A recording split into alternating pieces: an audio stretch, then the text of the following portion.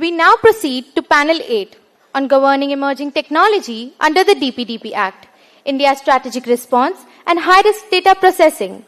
This session will examine how India's data governance framework addresses innovation, high-risk processing, and security in a rapidly changing tech environment. Moderating this session is Dr. G.K. Goswami, Founding Director of UPSIFS, a 1997 batch IPS officer. He is a Fulbright Fellow, a recipient of the President's Police Medal for Gallantry 4 times, and a respected academician and author in the field of law, forensics, and cybersecurity. Our panelists are Ms. Meenal Maheshwari Shah, General Counsel and Head Public Policy, Angel One Mumbai. Ms. Shah is recognized legal strategist with an experience in corporate law and governance. Her work is vital in ensuring Angel One's operation as a forefront of policy discussion and fintech sector. Our next panelist is Advocate Akansha Bhatt, Senior Manager at Privacy M Tech Private Limited, New Delhi. Ma'am is a strategic data privacy leader with over 5 years of expertise in implementing GDPR and Digital Personal Data Protection Act across diverse industries. Ms. Anuprita Daga, Group Chief Information Security Officer at Angel One Mumbai. Ma'am is a renowned cybersecurity leader with over 25 years of experience in data privacy, compliance, and digital banking security. Formerly the Chief Information Security Officer at Yes Bank, she has been globally recognized among the top 100 CISOs and as one of India's top 10 women tech leaders. Next on the panel, we have Mr. Aditya Giri, a distinguished advocate at the Supreme Court of India and the youngest ever member executive of the Supreme Court Advocates on Record Association for the 2024 to 2026 term. His expertise spans constitutional, commercial, criminal and cyber laws, with notable specialization in cybercrimes and data privacy. Please welcome all our panelists on the stage with a round of applause.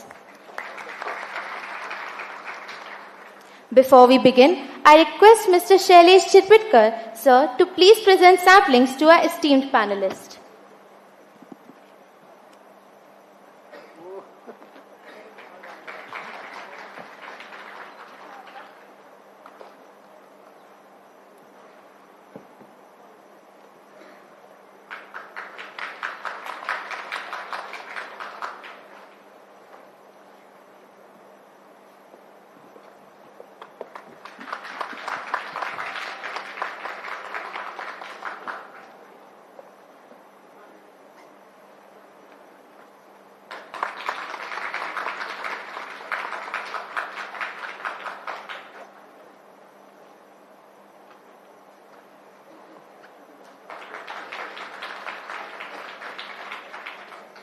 Thank you, sir. Director, sir, you may now take the lead.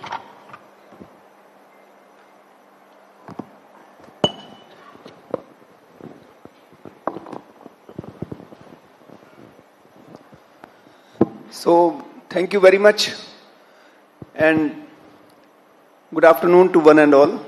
And we all are very delighted to welcome Sri Bhuvnesh Kumar sir, who is very senior IAS officer, and sir has spare time for all of us. So I request you all to give a round of clap for him, to welcome him. His presence itself, his vast experience, will certainly lead us to in a very big way, and we are very enthusiastic, very much looking forward to listen his experience, because he has served as the chief of METI and now he is chief of UADI, and such sir has vast experience. We have witnessed his great work in India, in UP particularly. I have seen various contribution by sir, being the member of police service in UP.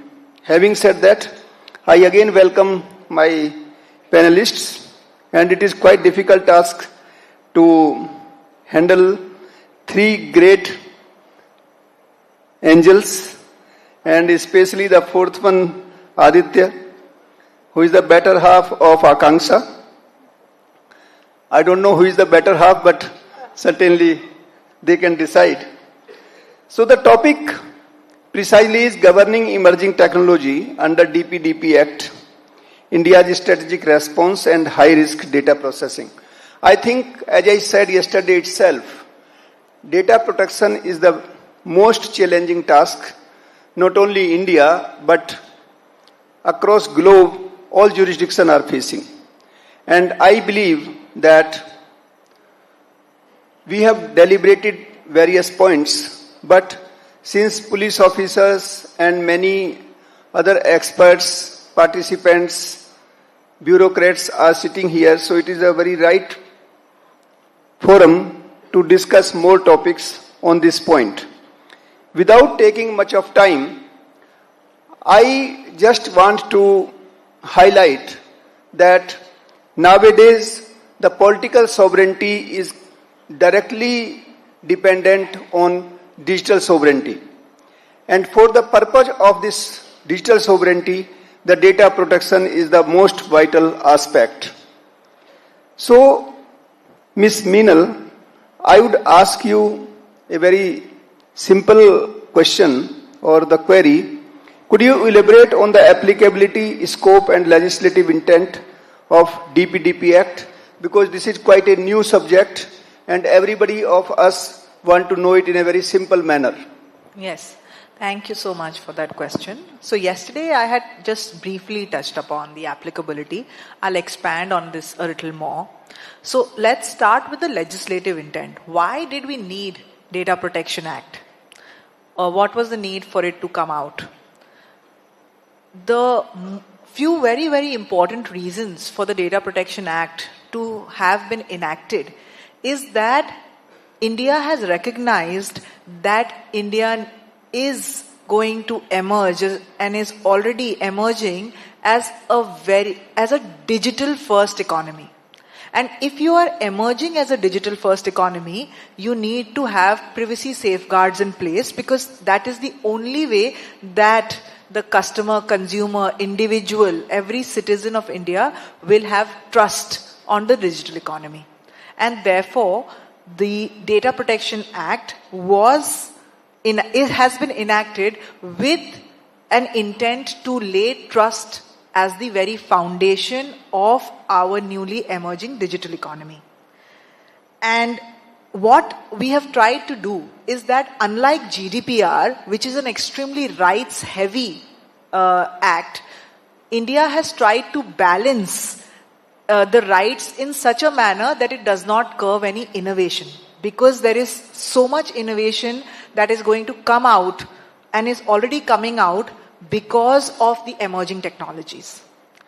Now, to understand the applicability of the Data Protection Act, as I had explained yesterday, the Act is only applicable to digital data, which is different from GDPR, because there it is applicable to all kinds of personal data, even if it is handwritten. But in India, it is only applicable to digital personal data. So anything, कोई shopkeeper दुकान पे अगर हाथ से कुछ लिख के अपनी दुकान पे बैठ रहा है, the act is not applicable. The act is only applicable if at some point in time that data is digitized.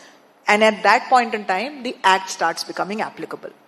Act is of course applicable to every company that is processing the data, any person, not company, any person, any company who is processing the data in India. But the act is also applicable to anyone. Suppose कोई Singapore में data process कर रहा है, कोई Ethiopia में data process कर रहा है, लेकिन they are targeting their services or goods they want to sell to India as well.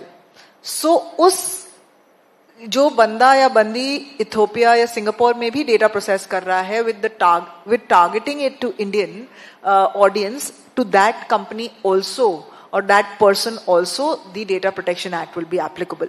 And I'll just say a few things, that there are exemptions to whom the Data Protection Act will not be applicable. So for example, if you look at anything where the sovereignty of India is applicable, in such cases, the Data Protection Act will not be applicable. अगर कोई offences हैं जिनको prosecute करने के लिए data की ज़रूरत है, there again the Data Protection Act will not be applicable. So there are exemptions that are given in the Data Protection Act कि किस को ये Data Protection Act applicable नहीं होगी. Also, another thing what they have done is that they have come out with certain exemptions जो कि एक छोटा business या एक छोटा बंदा नहीं मीट कर सकता. So they have come up with the concept of small data fiduciary and they have said इस तरह के जो बहुत ही कम डेटा प्रोसेस करते हैं, चाहे डिजिटल डेटा भी प्रोसेस करते होंगे, उनका they are going to notify such people and those people will not have to adhere with this act, and also anyone who's doing it just for research or domestic purposes.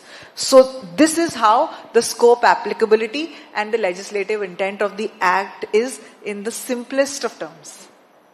Thank you, Ms. Meenal, Meenal, you have very briefly have underlined the scope and legislative intent of the act. Now, Ms. Akanksha, can you explain in detail the right and duty of data fiduciary, data processor and data principal? Although I have asked you in detail, but be precise because otherwise we will get the slip to conclude soon. So time is essence. Thank you very much. Thank you for the question, sir. So before I answer that, I'll just say that the DPDP Act is not just about compliance, but it's also about building trust in the digital ecosystem of India. So we start with the obligations of a data fiduciary. Under the DPDP Act, there are three major key actors. One is the data fiduciary, any organization that process personal data. Now, what does the word processing means? Processing means anything storing, accessing, deleting, destruction of personal data via digital means is called processing of personal data. So any organization that processes personal data for providing you with top-notch services or maybe any other regulatory purposes is considered as a data fiduciary. Then comes the data principal. Who is a data principal? All of you, me, all of us in this panelist, we are the data principals because we on a regular basis go to these organizations. We go to a bank, we go to schools, we go to a salon and we provide our personal data to them. So we all are data principals. Now coming to the third stakeholders, which is a data processor. Any organization, when they process personal data, they need certain third parties. I'll take an example of a bank. A bank collects data from DSAs, connectors. They have their own lead originating systems. They have their lending management systems. These systems can be your third parties. For a human resource department, you have a HRMS system, which could be another third party. So that is again your data processors, because on a daily basis, as a data fiduciary, you're sharing that personal information with them. Data processors again have a major role in this act, because if there is a breach or any violation from your data processors end, the data fiduciary will be responsible, which means any violation or obligation which is applicable to your data processor, you have to bear the penalty of the same. Then coming back to the obligations of a data fiduciary, अगर एक company है जो कि individuals का data on a regular basis process करती है, तो under DPDP क्या obligations उन्हें follow करनी है? If I go by the legal language, section 4, it talks about the grounds of processing personal information, which means कोई भी organization personal information collect करते time या personal information collect करने से पहले, they should have a lawful basis, which means you should not just be collecting information for unnecessary purposes. If I go to a bank, I submit my personal data for account opening, they should not try to sell me a credit card with that, because I have not consented to that purpose. Coming back to section 5 and section 6 of the DPDPA, these are the core of the act. We talk about consent, we talk about privacy notice. Consent comes into two parts. One is the live consent of data principles, which means जो भी आपकी website पर after the enactment of this law 2023 के बाद data principles आए हैं, उनको you have to serve a specific consent with a privacy notice, which should be DPDPA compliant. Second would be the legacy data principles, which means all the data principles that you have onboarded prior to the enactment of DPDPA. You need to ensure when you are updating your privacy notice, you are sending them with a copy of that privacy notice, and it should be an actionable privacy notice. Now, consent should be specific. So currently the organization are taking banking consent, blanket consent. If I give you an example, you go to a bank website or any other website, they just have one checkbox in which they say, I hereby provide my consent for newsletter, for banking operations, for marketing and for any other purposes. Now that is a blanket consent. DPDP says the consent should be specific to the purpose of which you are processing the personal data. So I'm not saying that you need to have 7 check boxes, but maybe come up with a mechanism where you're being transparent with your data principle. Now, consent should be reasonable, it should be affirmative, it should be unambiguous, it should be presented in a clear and plain language, which means your consent notice or your privacy notice should not be that complicated. आपका privacy notice में इतना ज़्यादा legal jargon नहीं होना चाहिए कि आपके data principle को समझ में ही ना आए that why they are giving their data to you. As a data fiduciary, आपके privacy notice में all the data that you're collecting, उसका एक itemized list होना चाहिए. किस पर्पस के लिए आप डेटा कलेक्ट कर रहे हैं उसका एक आइटमाइज डिस्क्रिप्शन होना चाहिए. What is the lawful basis, all of this things needs to be mentioned. Now as a data fiduciary, whenever you make a request for personal data collection, ensure you're delivering them with a privacy notice which is transparent.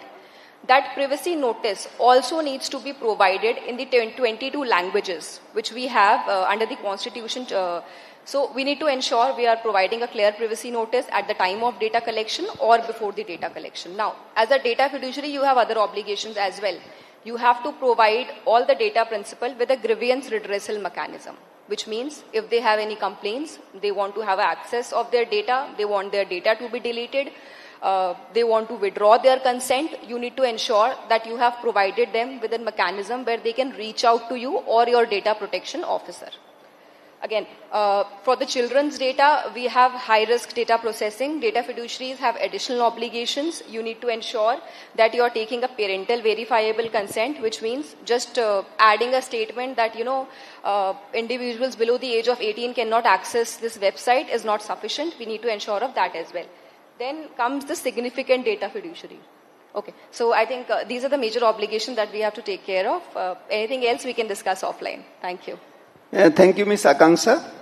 You have highlighted very well that consent is the bedrock of data protection, and there are various nuances, and I think there may be a new participant today. So, Madam has spoken 2 words frequently. One is the data principal. Data principal means the owner of the data, and data fiduciary means the custodian of the data. So, thank you once again, Akanksha, for your contribution. Now the third panelist, Ms. Anuprita, I request you to elaborate the cyber security and data privacy, especially differential privacy, and how it is intersected in safeguarding today's digital landscape, which is a very, very challenging task. And I request you, because of the time constraint, be little precise. I know it is difficult, but still I request you. I'll keep it short. So just to break the ice, because I see a lot of people on the mobile, right? So I just wanted to ask one question. How many people has just blindly said, yes, I accept in the mobile apps what you have downloaded? If you don't raise the hand, I'll be doubtful.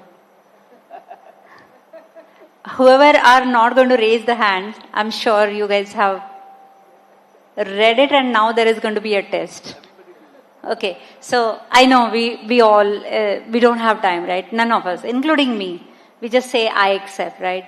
And Sir has also mentioned, Meenal has mentioned, Akanksha has mentioned. This is going to be a new norm, right? The old generation like us, we have lived without mobile, without banking apps. You guys are not living, right? Because you don't carry the cash. We still carry the cash. I still carry the cash. So this is going to be the new norm of life, and you guys need to really understand, not only as a student, as a professional, because you are going to be the upcoming professionals who can make a difference to it. Now coming back to the question, what exactly is the interlinkage between the cybersecurity and the privacy?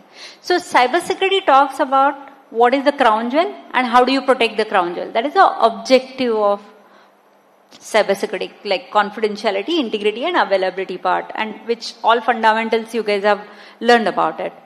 Now privacy goes beyond the data protection. So cybersecurity is like objective is for protecting the data, protecting the identity.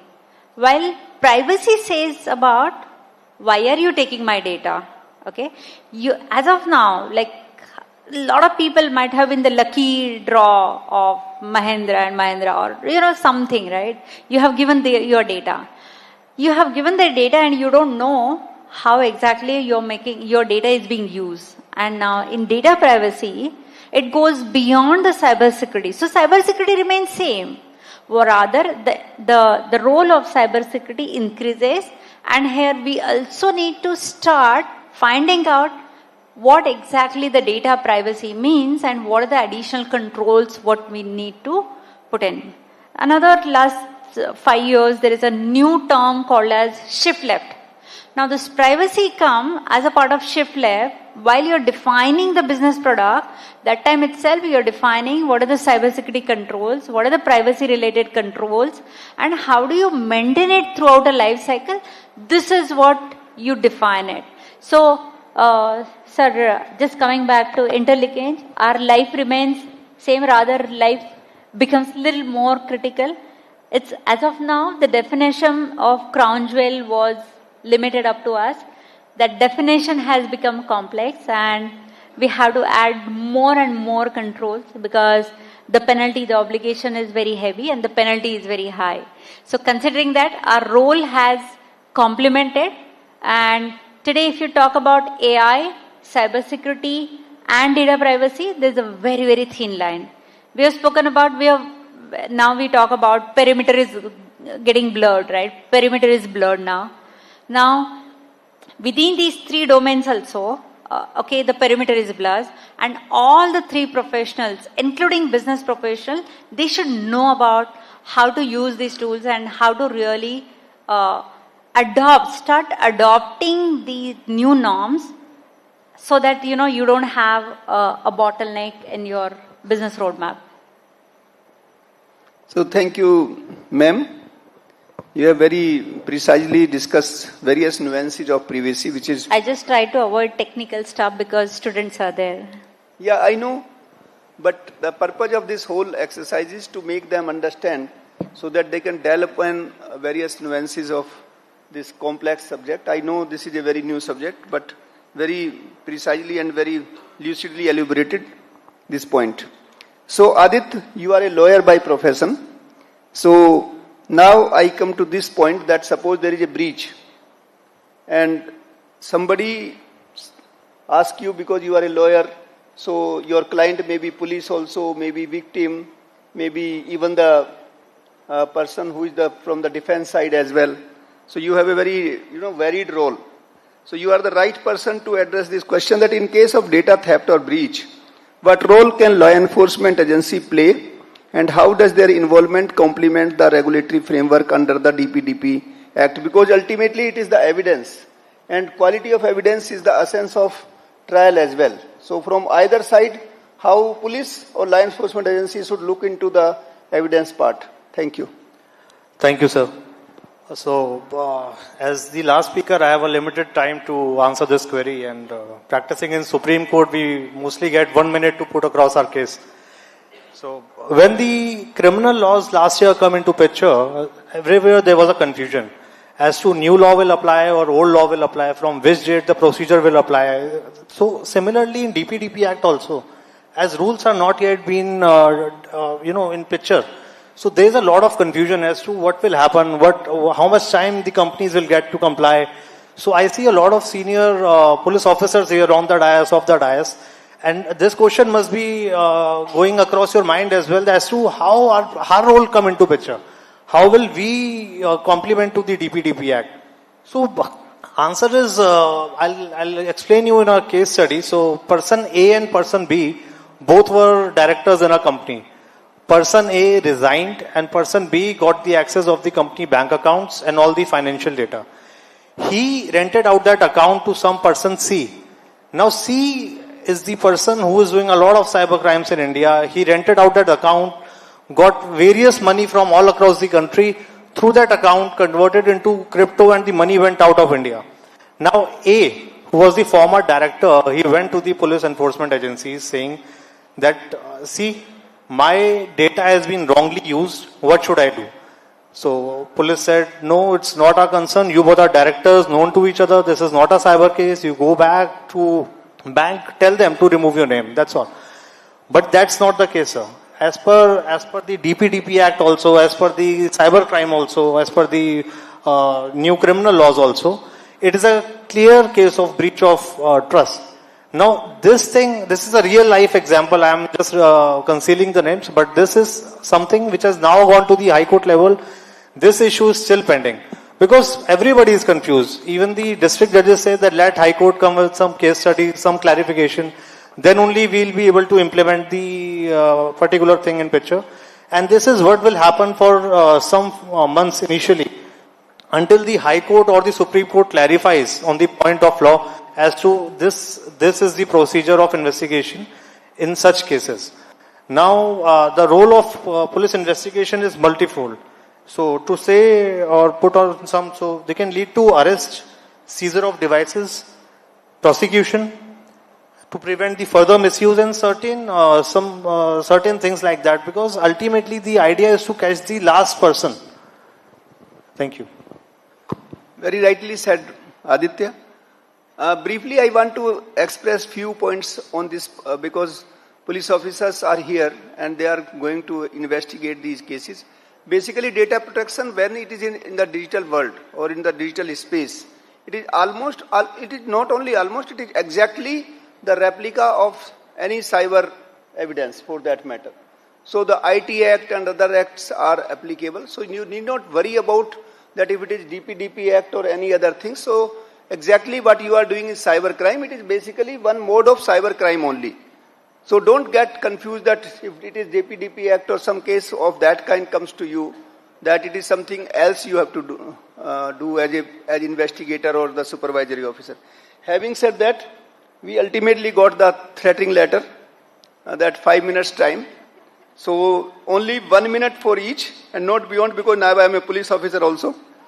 So at the last, just give one line the advice to all the speakers and the audience here. What is your advice for this August gathering? In one line, ma'am. 1 line or 1 minute, sir? Okay, 1 minute. All minute. Right. Okay. So 1 minute. Number one is treat your data how you treat money. How you protect your money, that is how you should protect all facets of your identity, giving out your name, clicking photos with people you don't know, giving your biometric data to whoever, not caring about your personal data as much, and how we tightly care about the money that we have. Think of your data as a financial asset because every company in the world is thinking about your data as a financial asset. So it's time that you start thinking about it as well. Be aware of your rights as a data principle. Use the law enforcement methods to understand that this is something which you can do something about instead of just being held as a hostage by someone who has your personal data. So awareness is the key to making any law successful.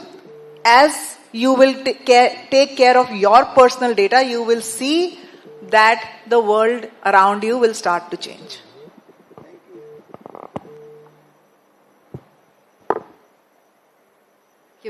So I would just say that please don't treat your data like candies. Don't give it to everyone and don't provide all of your personal information to any organization which does not respect your privacy or provide you with a privacy notice, because these are the basic obligations. Apart from that, for organizations of small scale, please start working on the gap assessment. Large scale organization, please make sure your public facing channels are DPDPA compliant, though we don't have the rules. But METI have conducted multiple sessions, consultation, and this is what they have been saying, that please conduct a gap assessment, because in India, हमारे पास कभी भी data privacy या data protection का culture नहीं था. We have always focused on data security, ISO standards. So now this is a new thing. So please make sure you are spreading awareness within your organization and to the general public as well. Thank you. So first of all, one myth we need to just rule out, that data privacy or security is one person's job. Like whether CISO in the company or security professional or DPO or anything. You know, it's everybody's job. Start right from, for example, from university perspective, when you're enrolling the student to post-graduation and alumni, how do you, so even in universities there are multiple processes. In police or rather government officials also, there are multiple processes. In private companies, there are multiple processes. Just stretch everything in your business, and if you stitch every control in your business, start putting that from the business product perspective to the delivery perspective and post-delivery customer service perspective. If you stitch everything, obviously security by design and privacy by design, everything will fall in place. Then you don't have to worry about the compliance, because compliance is a part of foundation. So, my advice to all of you is, if you do not follow any of their advices, hire a good lawyer. And if you know of someone who can't afford, there are legal aid in all the district courts, high courts, Supreme Court level. They'll help you free of cost. So that is my advice. So thank you very much. And at the last, what Ms. Meenal has mentioned, that data is the biggest asset. तो जैसे आप पैसे को कहीं ऐसा है कि खुले में छोड़ोगे तो उसे कोई भी उठा के ले जाएगा, तो सबसे पहले आपको ये सोचना है कि जो आपका डेटा है, चाहे वो फोटोग्राफ हो या कोई भी चीज है, उसे आप कहाँ प्लेस कर रहे हैं, किस जगह पे रख रहे हैं. अगर आप खुले में छोड़ दोगे किसी भी जगह पे, तो then don't think that people are sent, number one. दूसरी चीज ये है कि पुलिस ऑफिसर के रूप में मैं आपसे ये भी कहना चाहूंगा कि आप जो भी जितने भी फ्रेंड्स हैं, घर में घर का भेदी लंका ढाता है, तो आप सबसे पहले ये देखिए कि आप अपने जो बैंक है जहां पे आपने डेटा रखा है, चाहे वो सोशल मीडिया है या कहीं पे भी है, उसमें आप किसको एंट्री देते हैं. तो जो आप फ्रेंड बनाते हैं वो उसमें एंट्री पा जाता है. तो आप फ्रेंड्स बनाते टाइम में जरूर ध्यान रखिए.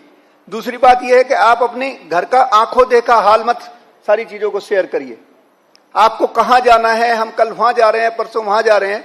लॉन्ग बैक जब ये फेसबुक शुरू हुआ था, at that time I was in some district, तो कई बार चोरियां ऐसी हो जाती थी कि उन्हें पता चल जाता था कि ये जो है हरिद्वार जा रहे हैं घूमने के लिए और 4 दिन में आएंगे, हमारा ये प्रोग्राम है, और फिर आराम से चोर जो है वो पूरी रात उधम काट करके सारा कुछ ले जाते थे. तो ये सब काम ना करें, इस चीज को भी लोगों को आप अवेयर करिए, क्योंकि जो डेटा है that is the biggest asset. पहले तो चोर उचक्के जो है वो पड़ोसी जो 10, 20, 50 किलोमीटर के लोग जो थे वो आपके धन पे नजर गड़ाते थे. अब तो दुनिया आपके इस डेटा पे नजर गड़ाए हुए है. तो आपको बहुत अवेयर रहना है. आपको तो रहना ही है, आप तो लॉ एनफोर्समेंट के हैं या जो भी यहाँ और हैं, लेकिन इसकी आपको दूसरे लोगों को सूचना देनी है. मैं ये आपसे अपेक्षा करूंगा कि आप जब जाएं अपने क्षेत्रों में, तो अपने थानों में, अपने जिलों में इनको लोगों को अवेयर करने के लिए वर्कशॉप कराएं और इस तरीके से लोगों को अवेयर करें. इन्हीं शब्दों के साथ हमने 3-4 मिनट एक्स्ट्रा लिए, उसके लिए मैं मॉडरेटर के रूप में क्षमा मांगते हुए और कार्यक्रम को आगे बढ़ाने के लिए अनुरोध करता हूं. धन्यवाद. Thank you, sir. We are grateful to the moderator of this panel and our honored speaker for sharing such profound perspective. I now request Mr. Tarun Nagia, sir, to present mementos to our panelists as a token of our heartfelt gratitude.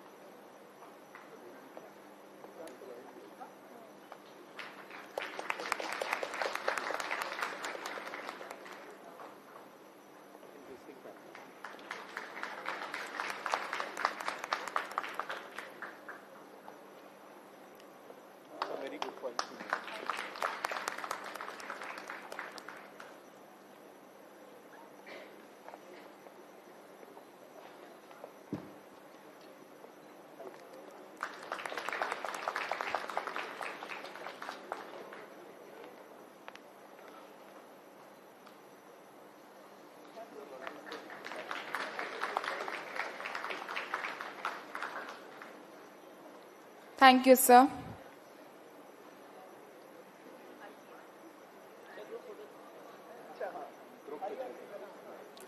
We now move to panel 9.